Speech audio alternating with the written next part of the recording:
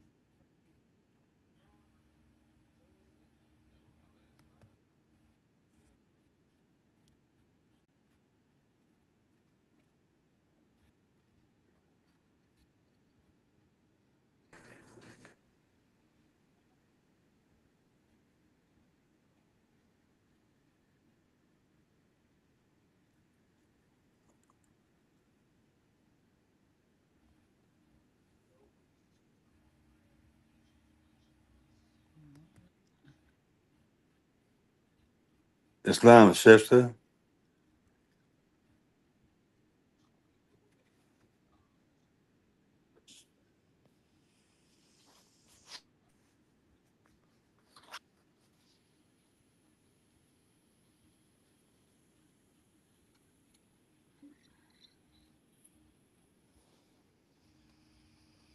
Islam, Islam, Islam, Islam. And Islam. we will begin with the Moorish American prayer. Um, if you're standing and facing the east, it's two fingers on the left, five on the right. And then if you're sitting or if you're in a place you can't stand, it's always the humility symbol with hand palms up. Islam, Islam, Islam. Islam. Allah, the Father of the universe, Allah, the Father of the universe, the Father of love, Father of love, truth, truth, peace, peace, freedom, freedom, and justice. and justice. Allah is my protector, Allah is my protector, my guide, my guide, and my salvation and my salvation by night by night and by day and by day. through his holy prophet, It was Holy Prophet, Drew Ali. pure Ali. Amen. Peace. And Islam, Islam, Islam, and welcome to another edition of the Moorish Light, where the revolution is a podcast. We begin by giving praises to Allah, the causeless cause and the rootless root from which all things have come. We give honor to the last prophet in this dispensation, Prophet Noble Drew Ali, in the first, second, and third form. I give honor to Grand Sheikh John Givenzeal for building on the foundation of the founder. And I'd like to give a special honor to my teacher, Grand Sheikh Richardson Dingle Eel, Prophet Noble Drew Ali III, as well as to Timothy Dingle Eel, hyphen Prophet Noble Drew Ali, modern day Moses and Aaron. Honor to Marcus Messiah Garvey and the great emancipator Abraham Lincoln. Honors to Supreme Grand Sheik and Sheikess Prather Eel, Supreme Grand Sheikess Louise Dingle Eel, the noblest, Honorary Supreme Grand Sheik Thorn Eel and Sheikess Thorn Eel, and our current Grand Sheikess and National Grand Sheikess Tiffany Jones Bay. Islam, welcome to the Moorish Light, another segment of the Soul School, shining light, clearing up the confusion, and teaching the basic facts. Our objective is unity and manifesting the ultimate goal of the Moorish movement. Here's what we will not do. We are not going to dispute Charters, who is the Supreme Grand Sheik. We are here to establish a basic foundation of the Moorish movement in love and understanding. And since this is the Moorish light, it's only right that we define light.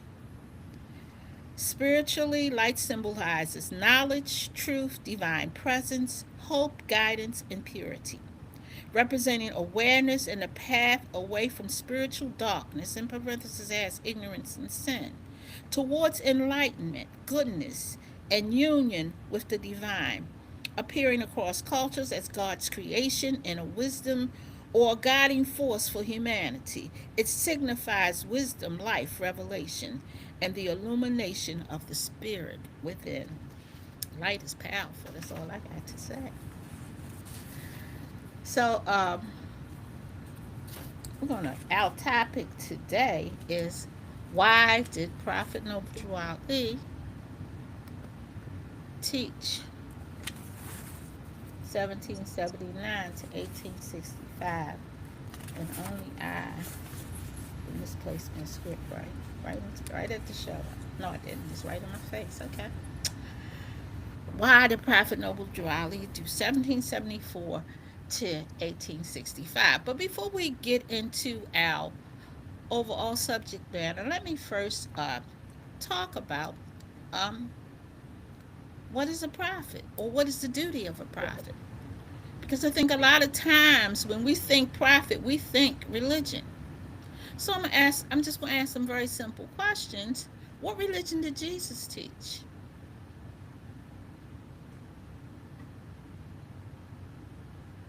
Christianity did not exist during the time of Jesus. So, what religion did Jesus teach? That's just a question we have to ask ourselves when we go into the real time of things when they're happening, because things can change after time. So, first, we're going to go into Surah 3, Ayat 164.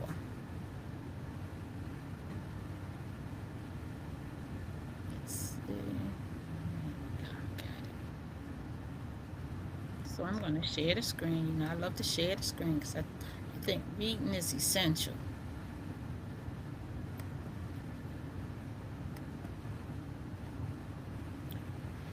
And Ayat 164 says this: Allah did confer a great honor on the believers when He sent among them a messenger from among themselves, rehearsing unto them the signs of Allah, sanctifying them, and instructing them in scripture and wisdom, while before that they had been in manifest error.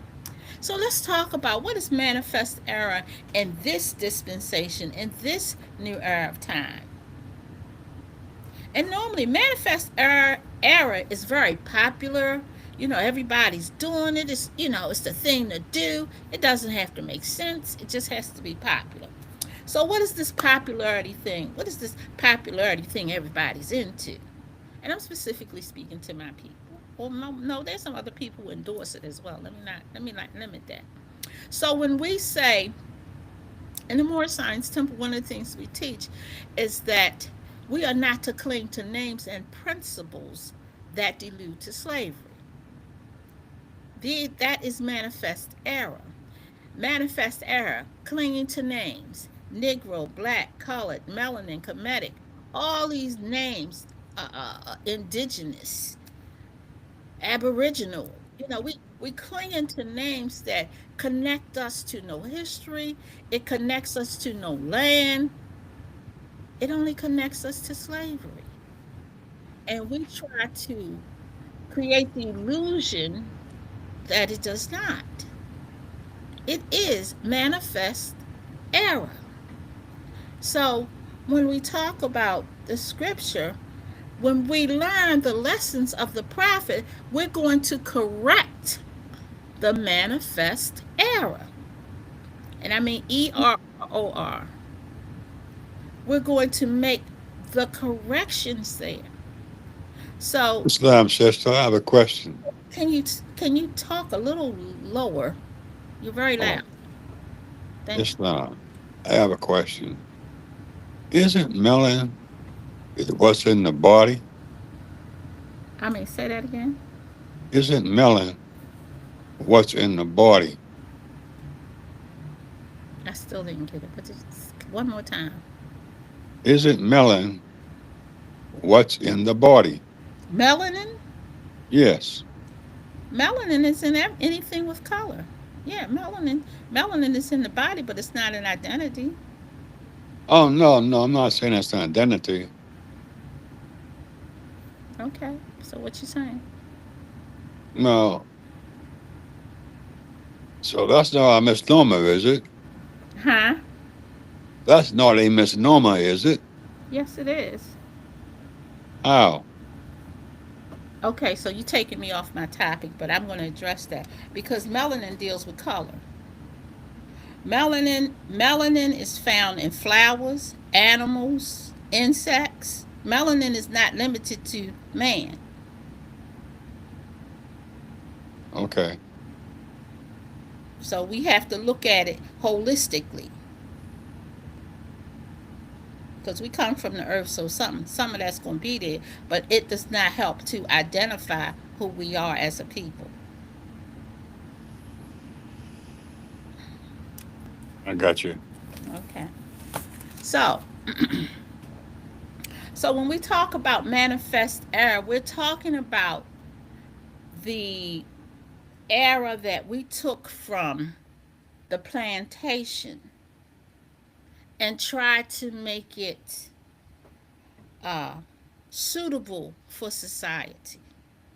And you know when you know you have to make something suitable for society, then you got to make all these extra laws. You got to come up with some.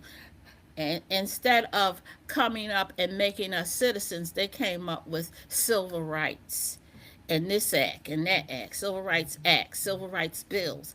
Well, at some point in time, if we're coming from the plantation, at some point in time, we need to move from plantation identification to citizen identification. And what I mean by citizen identification means that you're going to give back the slave labels. You're going to give back the so called slave master's name through a process that's going to take you through actual freedom and put you on the same level as every other citizen or every other man and every other woman. Well, isn't civil rights state rights as opposed to constitutional rights?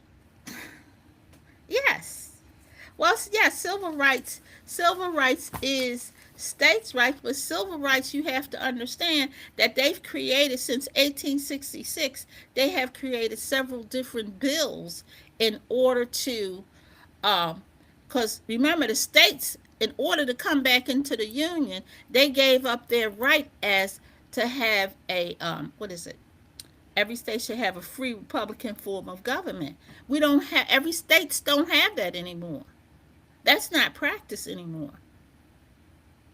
There's a law made and every state just follow along, which means states' rights have really actually been suspended since 1866.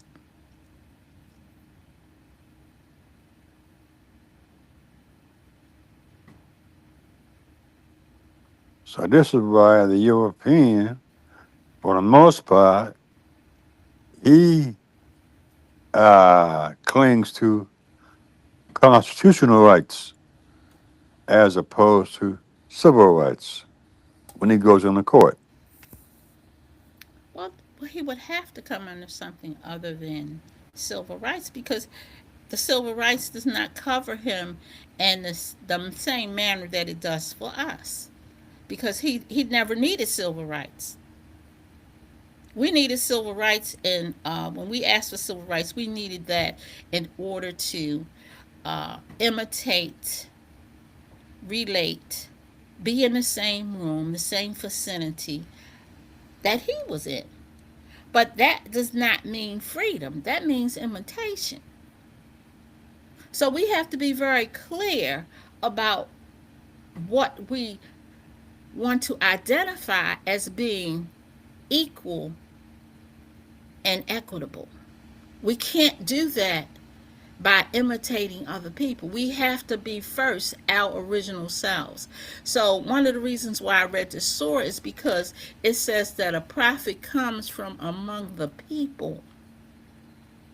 So, Prophet Muhammad, may the peace and blessings be upon him, did not deal with the Negro problem or mental slavery. He came to build peace between man and woman because man had lost all sight of who the woman was and how he should treat the woman from birth to adulthood. So when you look at Islamism, a lot of people look at Islam like it's supposed to mistreat women. That's the malpractice of Islam. That's malpractice. Islam. Yeah, the prophet came for the woman as well as the orphan child. Yes. So we see here that a prophet comes from among the people.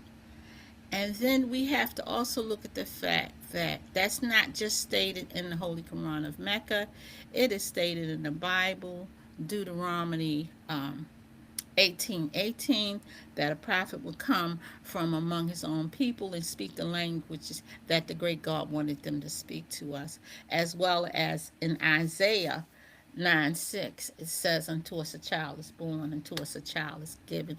Wonderful counselor. So, one of the things I want to do, I'm going to stop sharing for one moment, and I want to read what AI, because me and AI have been having some discussions. So, I want to share what AI says the duty of a prophet is, because I think we have a total misconcept. Give me one moment. I have to stop sharing this, and I'm going to share this. Now, so since AI and I have been able to have some discussions, I got a different kind of respect for AI, and AI has a different kind of respect for me.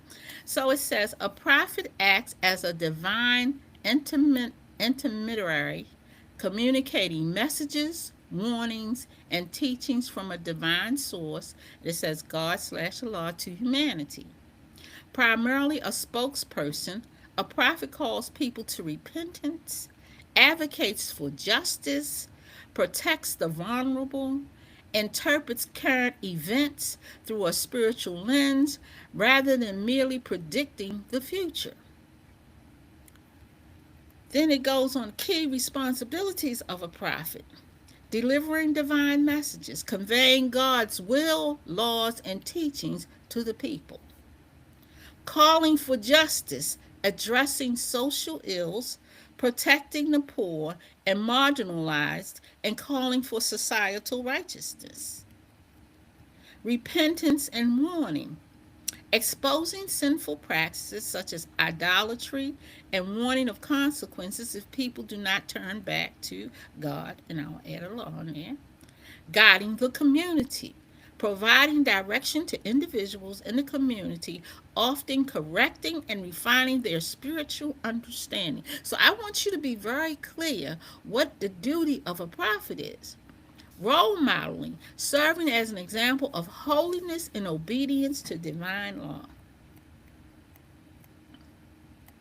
Intercession, often praying for the people and standing in the gap between them and the divine. So when you talk about prophets, you need to understand they're not just here to bring you some religion. A prophet is a historian, a government man. He brings divine lessons, and for justice, in our case, a constitutional man. So when we think prophet, we got to get out of these Hollywood concepts of what that actually means.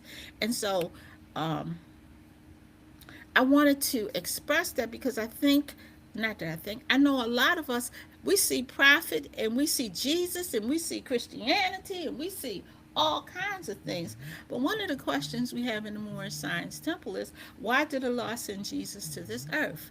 And it's to save the Israelites from the on hand oppression of the pale skinned nations of Europe who were governing a portion of Palestine at that time. That's why Jesus came.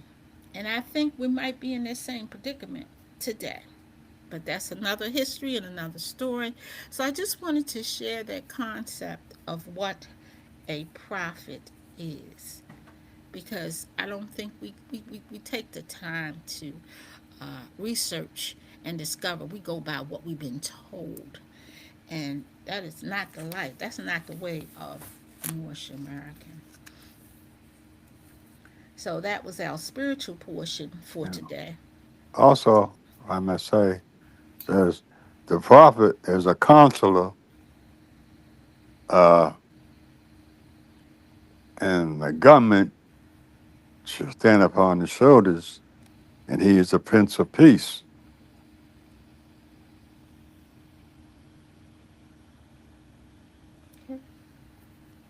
Did you Okay, get that? we heard you.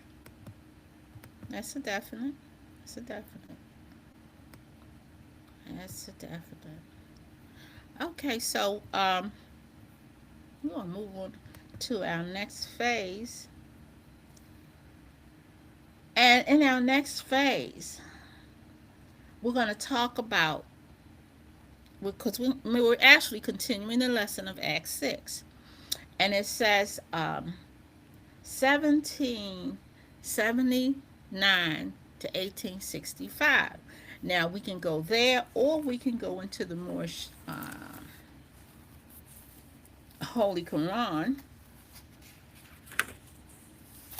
and we can go to verse 17. That is why the nationality of the Moors was taken away from them in 1774, and the word Negro, black, and colored was given to the Asiatics of America who were of Moorish descent because they honored not the principles of their mother and father and strayed after gods of Europe, of whom they knew nothing. Then we can go into our questionnaire. Our questionnaire asks some very specific questions because this is how you make guidance of the nation. And question 85 says, name some of the marks that were put upon the Moors of Northwest by the European nations in 1774. Negro, black, colored in Ethiopia. Negro, a name given to a river in West Africa by Moors because it contains what? Black water. What is meant by the word black? Black, according to science, means death. What does the word colored mean? Colored means anything that has been painted, stained, varnished, or dyed. What does Ethiopia mean? Ethiopia means something divided. Can a man, now hear me what I'm saying, hear what I'm asking. Can a man be Negro, black, colored, or Ethiopian? And the answer is no. Why? Because man is made in the image and after the likeness of God Allah. So God Allah never made a black man. So one of the things that I also do, I talk, like I said, I told y'all I have conversations with AI, and I want to see if I can open this up and share this with you. So let me see if I can move down. Let me stop sharing. And I'm going to share again because you know I'm going to make you, if you're going to be with me, we're going to study. Islam. Does AI uh, define the term Negro as a person? Give me a second. I'm going to answer that question. Give me 1 second. From a conversation that I had with AI. Let me see if I can find. I just downloaded it. What did I do with it?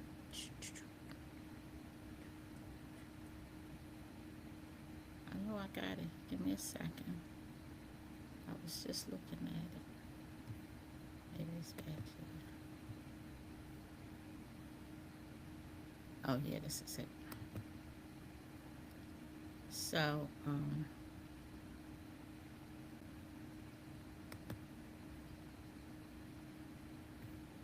let's see. So I say these terms are man-made, and you are presenting them as factual history. So AI says you're right. You're right to point out that these labels are human-made constructs, not objective physical laws.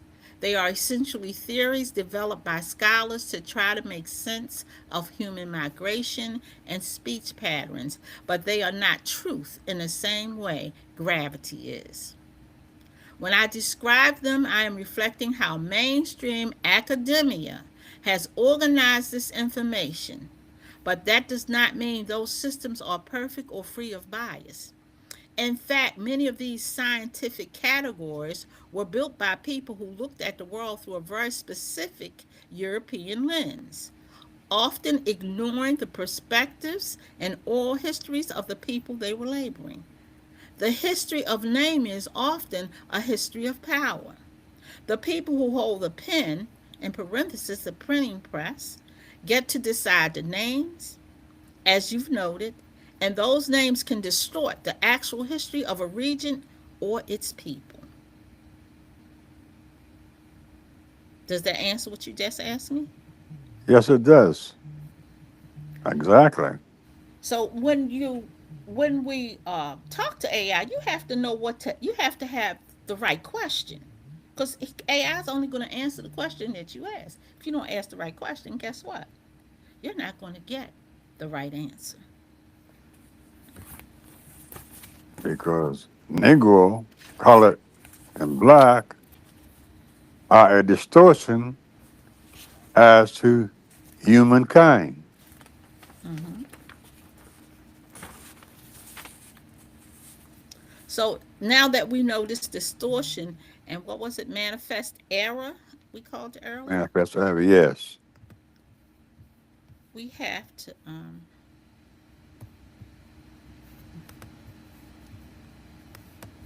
can't get my Now, ever can be corrected with the proper teaching. And this is why Allah, peace be upon him, brought forth Papa Noble Drew Ali hmm to teach our people that they are not black, colored, or Ethiopian. Man is defined by the geographical location from whence his forefathers came. definitely. Just like Chinese, China, India, in Indian, uh, Brazilian, Brazil, so on and so forth. But Definitely. when you come down to it, all mankind originated out of Africa and went forth to other parts of the world. Well, This is why you find in ancient times of the Chinese, the Japanese, the Philippine, and even the European. They were not fair skinned people. what? Well, um, one of the ways we can look at that is that we've always been multi-shaded people, and which is older, Africa or Asia?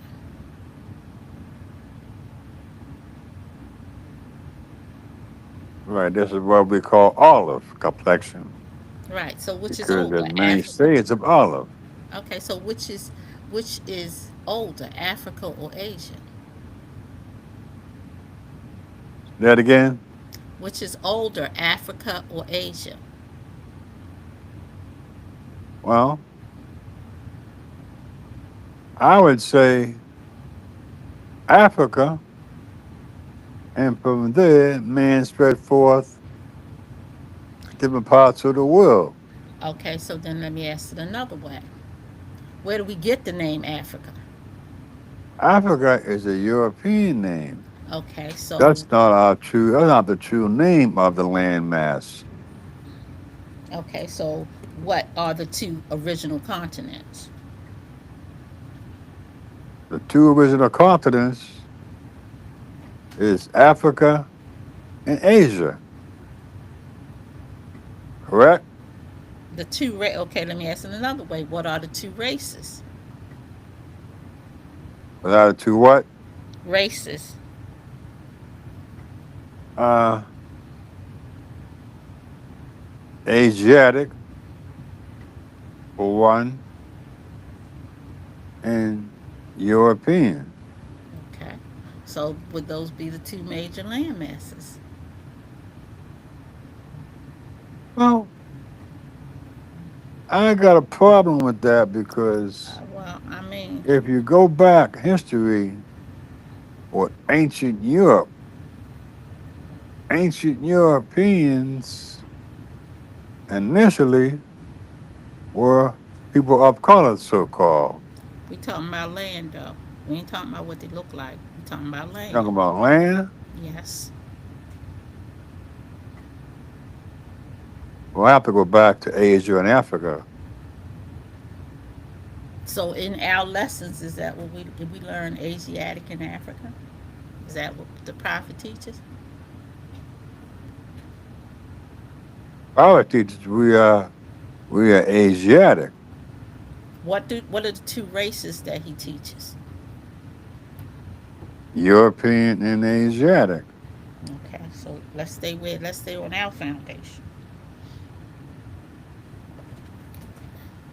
So when we look at the prophet call, when the prophet calls us to come to him, he says this: "Come, all ye Asiatics of America, and hear the truth about what your nationality and Birthrights. birthrights." Because see, we don't talk about birthrights enough in the Moorish world. Birthrights, because you are not Negroes. Learn of your forefathers' ancient and divine creed, that you will learn to love instead of hate. So, one of the things that we have to get to when we talk about birthrights, what are we talking about actually? Every nation has birthrights. They're the rights that you're born into through the nation you're born into. So if I was Chinese, my nationality would be Chinese. I would have a Chinese flag. I would have Chinese language. I would have Chinese customs, Chinese culture. Correct. Everything relating to me would be Chinese. Right. So your birthrights comes from the culture wherein you exist or came from. Right.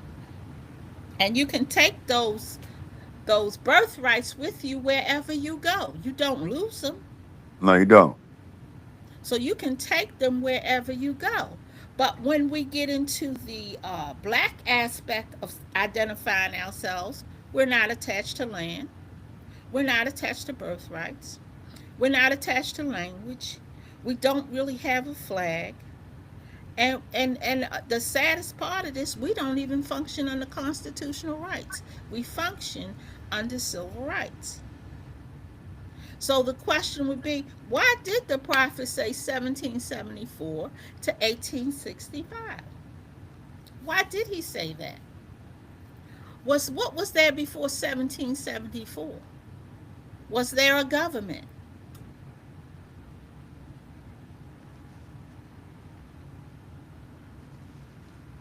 No. There was no government before 1774. And so one of the things, and I love to reference Lincoln because Lincoln was a historian. He knew country's history. And one of the things he says is, descending from these general principles, we find the proposition that in legal contemplation, the Union is perpetual, confirmed by the history of the Union itself.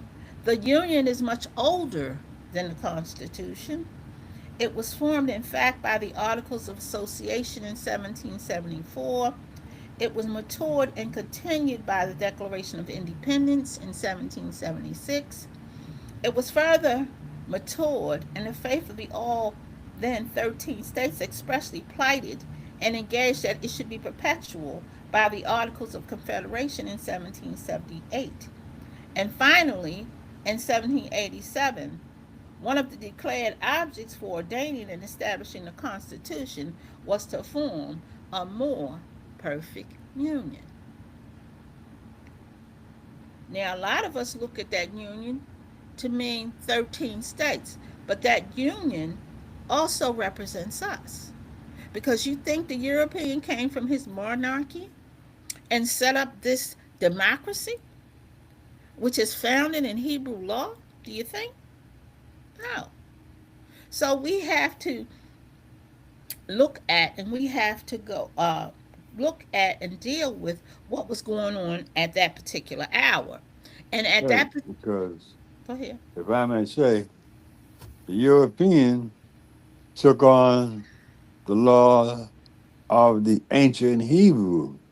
This Mhm. is why President Lincoln, when he was trying to explain in or find a way in which to emancipate the slave, he had to go back to Leviticus 25:10. And Mhm. ye shall become liberty through all the land and all the inhabitants thereof. And then he delineates what should be given to the former slave. You shall pay him double out of your wine press and granaries, Mhm. which would be your land, your wealth, because he, in fact, was part or the actual one who created that. Mhm. Because And you can't go back to the European culture and find no definitive means of a constitution. This is why, again, you go back to ancient Hebrew clause. and one of the things that that clause says is that, or that particular law says, that's inscribed on the Liberty Bell, is that you shall return every man to his possession. You shall return every man to his family. And we've been returned to nothing because a lot of us still carry the European's name that still identifies us as property. So what they did, rather than set us free and take us to an emancipation process, they made political tools of us. They made tools to push their agenda, especially during Reconstruction. And Reconstruction mainly was to punish the South. One of the other things we have to understand, this 1619 history, that is just a history, but that's not what happened. And so when this government was formed, one of the articles in the Articles of Association, Section 2 says we will neither import nor purchase any slave imported after the first day of December next, after which time we will wholly discontinue the slave trade and will neither be concerned in it ourselves, nor will we hire our vessels, nor sell our commodities or our manufactures to those who are concerned in it. This gives us the result of the 1808 clause. So when we really take the time to pay attention to what Prophet Noble Drew is saying to us, we're going to have to really look at what the destiny should be for the Moorish American nation. And that destiny is actual freedom, where we are restored back all those things that they stripped us. They got an archives just for us. Don't let them fool you. There's an archive that's just for us. We had them tear down that Confederate flag, but we did not change the system that caused that Confederate flag to stand. So it's right essential that we understand that our job as Moorish Americans is to regain those birthrights. And we can't do it ourselves because we didn't we didn't take them away. So that is a governmental responsibility. But you Yes, but and furthermore, you can only claim your birthrights by, for one, attaching yourself to the land. And as a Negro under civil rights, you cannot do that because, again, that is state law as opposed to constitutional law, which supersedes civil rights. Hmm. Exactly. So I'm going to just pop over here for a second and I'm going to download something else. Make sure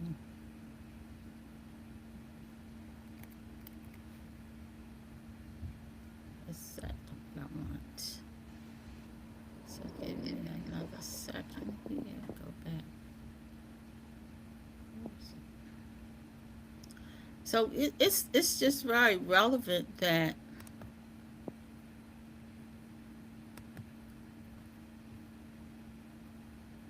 I'm going to say something.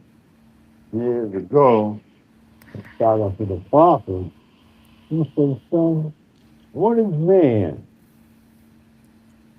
And the question hit me up. And I'm thinking, my mind went to Mars, Jupiter, and all over. And the final analysis, as we're taught, that man is truth and a falsehood strangely mixed. definitely. So I'm going to have to let's see if I can um yeah go and I guess here we go. Let me minimize that. And so I'm going to read something else. Give me 1 second and I want to share it. Just give me a second here. Because one of the things it says on the back of our Holy Quran is that the Holy Quran of the Moorish Science Temple of America, know yourself and your Father God Allah, that you may learn to love instead of hate, and every man needs to worship under his own vine and fig tree, the uniting of Asia. And of course, here I go. Me and AI had another discussion, and I gotta make sure. Oh, let's see here. Screen. Yeah, share. Download. And when you mention that, that also takes you back to the Liberty Bell. Mm-hmm. So I don't know what I add. So it says the perspective is rooted in the idea of sovereignty and organic identity rather than abstract academic theories. The vine and fig tree concept emphasizes the right of the people to exist in their own space, defined by their own specific lineage, land, and laws, rather than being grouped into a broad racial or linguistic buckets by outsiders. By focusing on nationality and specific heritage, you are looking at how people actually identify themselves throughout history by their tribes, kingdoms, and families rather than the artificial categories created during the 18th and 19th centuries to serve political agendas. Using broad labels often strips away the autonomy of the individual group. When people are collected under terms like Afro Asiatic or even generalized racial terms, their specific history, laws, and cultural boundaries are often blurred or erased. Again, I'm having a conversation with AI. So You know, we aren't having an argument. We're actually having a discussion. and that term white, that came about in the late 1400s because men around the world were not classified as white or black, nothing like that. They were classified according to the tribe from which they inhabited. But Nothing to do with color. It was cultural, white and oh oh that go ahead. cultural was adapted to the landmass they lived on. But white has because when in our lessons, white has a meaning. White means Yes. purity, Purity means God, and God means the ruler of the land. When you go into the Holy Quran of Mecca, it tells you that white is the light of Allah. It Right. and it tells you that black is the deniers of Allah. So when we look at these terms, white and black, they have, depending on where you're studying at, none of them coincide with what is taught here in these United States. No, it's None of them. not. None of them coincide with what we are actually taught. So, a lot of us, a lot of moles, they love to go back to. And another thing, you look at that term white, that's a condition. And black is a condition. And also tells you that these are signs of heaven and hell. Yes. And one of the because I'm just trying to make sure I cover all my points for my class for my lesson today. So the other thing that we have to look at, and I'm going to be bouncing in and out of different histories. A lot of the Moors like to go back to the Moors in Spain, and that's great for a historical reference. But this little piece that we have a tendency to leave out. It was our job to contain the European in that part of the world. But because we didn't do what we were supposed to do, we allowed the European out of Europe. The Turks, on the other hand, on the other side of the continent, the Ottoman Turks, they kept the European contained. And so you had, this is why Turkey has two capitals, one in Europe, one in Asia, Ankara and Istanbul, because they did their job.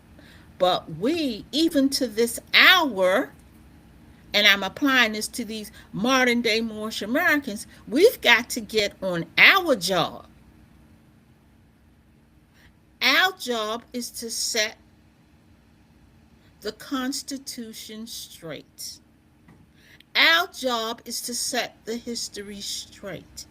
Our job is to remove these names and principles that delude to slavery as we practice Islamism amongst ourselves. Because if we're doing our job, Act 6 will always be our guide. Last week when I did my podcast, we talked about the fact that Act 6 was the cross we have to bear to get the job done.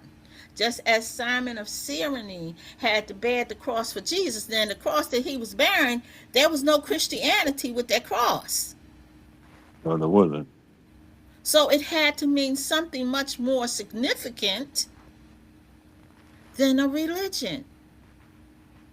Didn't we just say that he came to, why did Allah send Jesus to save the Israelites from the on-hand oppression of the pale-skinned nations of Europe who were governing a portion of what? Palestine. Is Palestine an issue today? Yes, Indeed it it is. is. Indeed it is. Why? Because truth has this little thing it does not do. It does not change.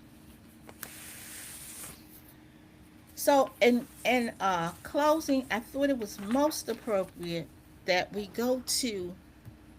I'm going to stop sharing this. Give me a minute. I'm going to stop sharing this. And I'm going to. Did I pull it up? Yeah, no, I didn't. We're going to close with the divine warning by the prophet.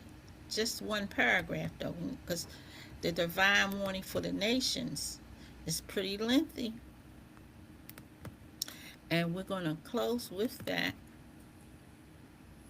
particular paragraph because in the 1883 decision, it says something like there should come some point in time when special laws have gotten you to a certain point that you take on the rank of an ordinary citizen and that your rights, like everyone else's rights, should be protected under the same laws. So, I'm going to stop sharing. Give me a second to go back.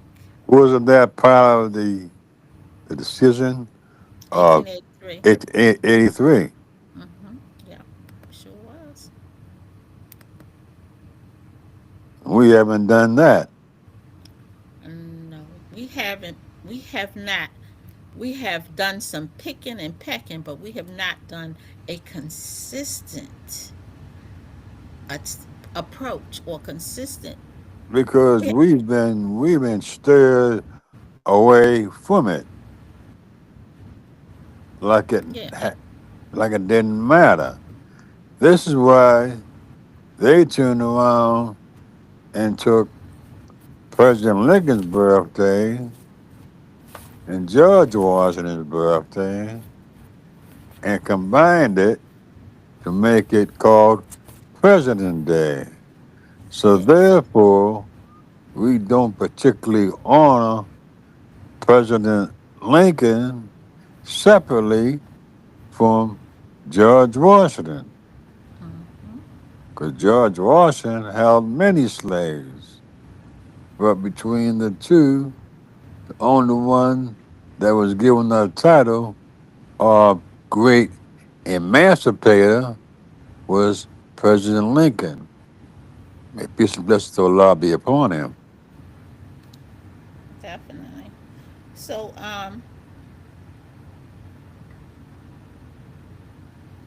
we're going to, as I said, I'm going to read this, and we will go into this in some depth. Uh, because I only do an hour show. Not that I couldn't do 2 hours, but I also teach on Sundays. I have history and divine and national instructions on Sundays, except the fourth Sunday, and this is the fourth Sunday coming up. And in that class, we are studying what happened during Reconstruction. So, there's a lot to learn in more science. Don't let nobody fool you. So it says here the word Negro deludes in Latin language to the word nigger. The same as the word color deludes to anything painted, stained, varnished, or dyed. And one of the things that we have to come to a realization is that the only voice that they're listening to speak up for us is the NAACP. And the NAACP can't speak for the Moorish nation. Okay. So we have to make our voice, we have to make it clear that Moorish science, Moorish American, does not come under blackness, it does not come under colored, it does not come under African, it doesn't come under any of those terms. We're on a diametrically opposing ends of the spectrum. They cannot be meshed and melted together. Anyway, let me keep When I reading. was a young boy, say about 5 years old, we were called colored. Mm-hmm. And I remember talking to my great aunt, who was in the early 90s. And that was my mother's aunt. I said, Aunt Mabel, we not black. And before I could finish my statement, he said, no, we colored. I left that alone.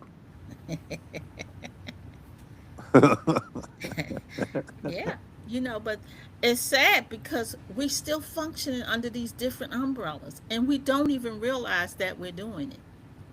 The more names we come up with, the more divided we become. Right. So if we just focused under the one umbrella of Moorish American and focused on flying the flags one way, we could get so much more accomplished in the Moorish movement. Oh, man, I said one more thing. Sure. Uh, I saw a video of the Moors talking to the European. And when they say we Moorish, they say ain't no such thing as Moorish. Well, wait a minute. And I couldn't think of it then, but that's a lie. Because you got British and you got Irish. So what's the difference? Mm-hmm. When it's a descriptive, when it's an adjective, yes, you put the issue on it. It says, okay, the 14th and 15th Amendments brought the North and South in unit. And understand, the Southerners did not agree with this, but they had no other way to get back into the Union. That was the only door open for them. The, uh, the 14th and 15th Amendments brought the North and South in unit, placing the Southerners, who were at that time without power, with the constitutional body of power. And then at that time in 1865, the free national constitutional law that was in force since 1774 declared all men equal and free. And if all men are declared by the free national constitution to be free and equal, since that constitution has never changed, there is no need for the application of the 14th and 15th Amendments for the salvation of our people and citizens. So this is the note we're going to close on, because Mose, you can, y'all, everybody. I don't particularly, I'm not pressed, but I will say this. I forgot, but the flag thing, I can't think of the name of it. The flag protocol that you all are dealing with comes under the 14th Amendment, and we don't deal in the 14th Amendment, especially within our own ranks. We need to stop and think about what it is we're saying and what it is that we're doing. So I'd like to invite you back next week, same time, 6:30 to 7:30. We're located at 1055 North Milton Avenue, and also 2900 West Pressman Street. And class Sunday school is from 12 to 2. Holy Night is from 8 to 10. So, if you have a chance, join us. Also, there's no Divine and National Instruction class because the fourth Sunday is coming, but we have Divine and National Instructions on Sundays from 10:15 to 11:45. We ask that you participate. Um, just don't think you're going to take my class over, because I will fight you. I just want you to know.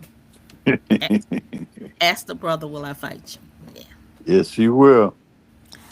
So, without further ado, I'm going to say, embrace the prophet, embrace Allah, embrace divine and national, embrace one another, and embrace the mission. And I thank you and appreciate you for allowing me to bring to you the Moorish Light, where the revolution is a podcast in love and understanding. Um,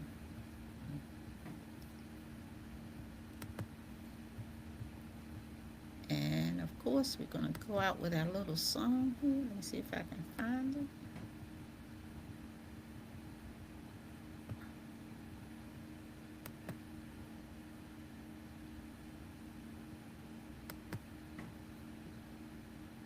That will say peace. Peace. I'm trying to get my song to play here. Oh, there it is.